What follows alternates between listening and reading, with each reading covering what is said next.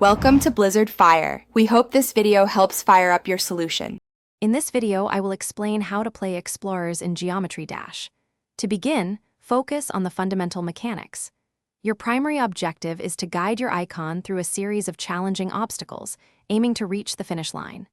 Success hinges on incredibly precise timing for every jump, flight, and transformation.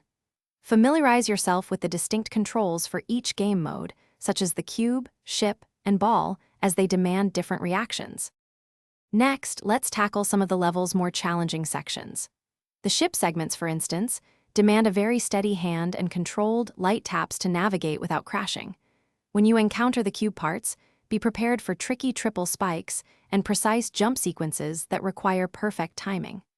Finally, the wave sections are all about quick, rhythmic clicks to expertly weave your way through incredibly narrow and unforgiving passages. To truly master Explorers, effective practice is key. Make full use of the practice mode. It allows you to place checkpoints and repeatedly attempt difficult sections without having to restart from the very beginning.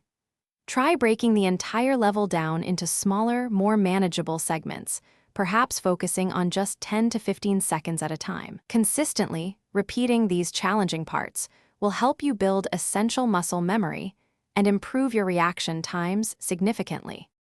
For advanced play, focus on subtle visual cues and commit obstacle patterns to memory. This foresight is invaluable. Remember, patience and persistence are your greatest allies. Mastering this level takes time and many attempts.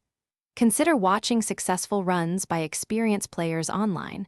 Observing their strategies and timing can provide fresh insights and help you refine your own approach. Keep practicing, and you will conquer Explorers. Thanks for watching. If you found this helpful, don't forget to like and subscribe.